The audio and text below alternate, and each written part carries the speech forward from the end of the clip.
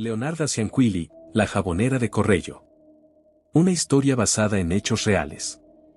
Y Infancia de sombras. Nació en Montellà, en el sur de Italia, en una casa donde el aire se movía lento y las paredes guardaban más susurros que palabras. Leonarda Cianquilli llegó al mundo con la certeza de que no había sido esperada. Su madre la veía como un recordatorio del fracaso y su padre, ausente, apenas dejaba algo más que la sombra de su nombre. Desde niña escuchó que había nacido bajo una maldición, una vieja gitana había dicho que su destino estaría marcado por la desgracia y la muerte. Y Leonarda lo creyó. Creció en pobreza, rodeada de supersticiones. Cada tos era señal del mal de ojo, cada desgracia un castigo divino. Aprendió temprano que la vida era un trueque constante entre sacrificio y culpa. Mientras otras niñas jugaban con flores, ella mezclaba hierbas en pequeños cuencos, convencida de que en alguna combinación podía esconderse el poder de cambiar el destino. En su adolescencia, probó lo que el amor podía destruir. Se casó con un hombre que su madre detestaba, y la maldición familiar pareció cumplirse. A partir de entonces, la desgracia se convirtió en compañera de casa.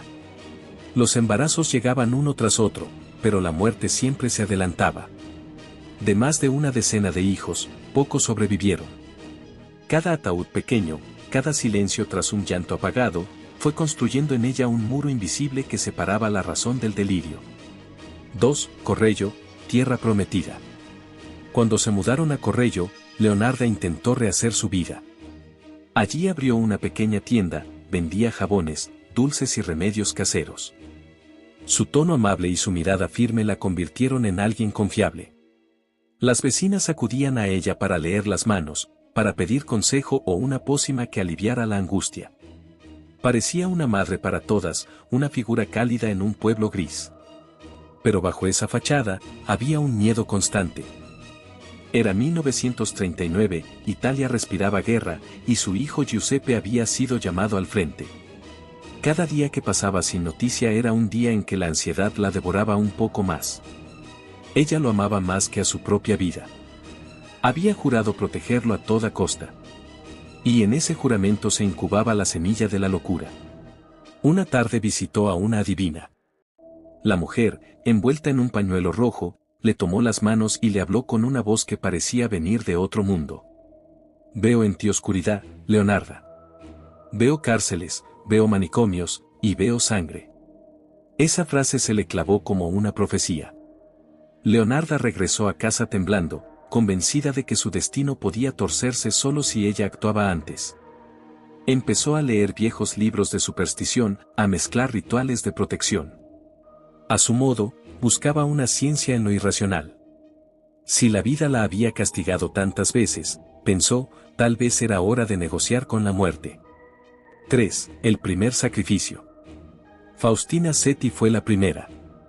Una mujer mayor, ingenua, con sueños tardíos de casarse. Leonarda la escuchó hablar de su soledad y vio en ella una oportunidad.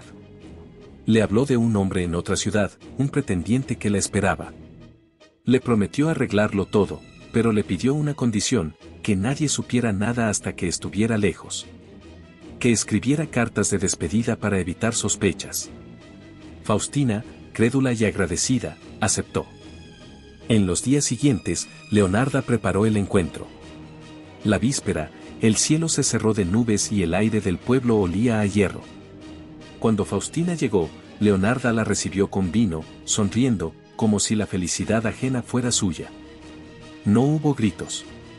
No hubo pelea. Solo un silencio espeso, el mismo que había sentido cuando enterró a sus hijos. Y luego, el ritual, no de magia, sino de convicción enferma. Leonarda se convenció de que ese acto sellaba un pacto. En su mente, no estaba destruyendo una vida, estaba ofreciendo una protección. Cada movimiento tenía sentido.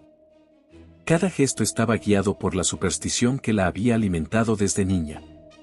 Después de Faustina, algo cambió en su mirada. Donde antes había miedo, empezó a haber una calma inquietante. Como si por fin entendiera cómo se aplacaba al destino. 4. La segunda sombra. Pasaron algunos meses. La guerra se intensificaba, los hombres partían, y los pueblos quedaban llenos de mujeres que esperaban. Leonarda escuchaba las noticias en la radio, el corazón encogido, imaginando a Giuseppe en el frente. Cada vez que alguien moría en batalla, ella encendía una vela y recitaba oraciones que solo ella conocía. Francesca Soavi fue la segunda mujer que confió en ella. Buscaba un empleo, una forma de escapar de la pobreza. Leonarda le prometió un trabajo en un internado femenino. Otra vez las cartas, otra vez el secreto, otra vez la promesa. No se trataba ya de proteger solo a su hijo, sino de cumplir con una fuerza interior que se había vuelto más grande que su conciencia. Después del segundo acto, Leonarda sintió algo parecido a la devoción.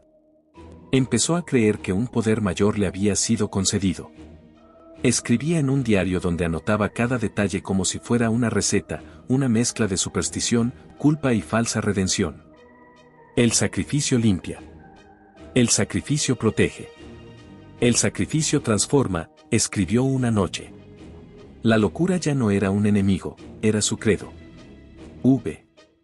El nombre que rompió el silencio. Virginia Cacioppo, ex cantante de ópera, elegante y confiada, fue la última. La conoció en el mercado, entre risas y confidencias. Virginia había vivido mejores tiempos, pero la guerra la había empobrecido. Leonarda la escuchó hablar con nostalgia y, como una madre generosa, le ofreció ayuda, un contacto en Florencia, un empleo en el teatro. Las mismas cartas, las mismas palabras suaves. Pero algo fue diferente esta vez. Tal vez porque Virginia tenía familia atenta, o porque el destino empezaba a cansarse del juego. Los días siguientes, el silencio de Virginia levantó sospechas. Una denuncia, una investigación discreta. Los carabinieri llegaron a Correggio, tocaron la puerta de Leonarda y ella los recibió con una calma helada. La casa olía a jabón, a cal, a algo indefinible. En la mesa, tazas limpias. En sus ojos, la mirada de alguien que ya había cruzado la línea de regreso. Confesión. Durante los interrogatorios, Leonarda habló con frialdad. No negó nada. Incluso corrigió detalles. Si quieren la verdad, al menos escríbanla bien, decía. Su tono no era de monstruo, sino de alguien convencido de haber hecho lo necesario. Habló de los sueños, de las maldiciones, de su hijo al frente. No entienden, repitió, si no lo hacía, él moría. Para los investigadores, aquella mujer de modales suaves y voz maternal era más aterradora que cualquier criminal violento. No había odio en sus palabras. Solo certeza. En 1946, en el juicio, el tribunal escuchó su historia y la Italia de posguerra se estremeció. La prensa la bautizó la saponificatrice di Correggio. Algunos la consideraron loca, otros, malvada. Ella se sentó serena, vestida de negro, y cuando el fiscal se equivocó en una fecha, lo corrigió. No lo hacía por orgullo, sino por fidelidad a su verdad enferma. Fue condenada a 30 años de prisión y 3 más en un manicomio criminal. Cuando escuchó la sentencia, apenas asintió. En su mente, ya había cumplido su propósito, Giuseppe estaba vivo. Había sobrevivido la guerra. 7. Los años del silencio. En el manicomio de Pozzuoli, Leonarda envejeció despacio. Pasaba los días escribiendo memorias que mezclaban plegarias, recetas y delirios. Las enfermeras la consideraban tranquila, casi amable. A veces hablaba con las sombras, convencida de que los espíritus la acompañaban. Decía que su alma estaba limpia, que había lavado la culpa con jabón y oración. Murió en 1970. En su habitación se encontró un cuaderno con una frase subrayada. La madre que protege con sangre nunca muere, solo cambia de forma. 8. Epílogo. Décadas después, su historia sigue viva.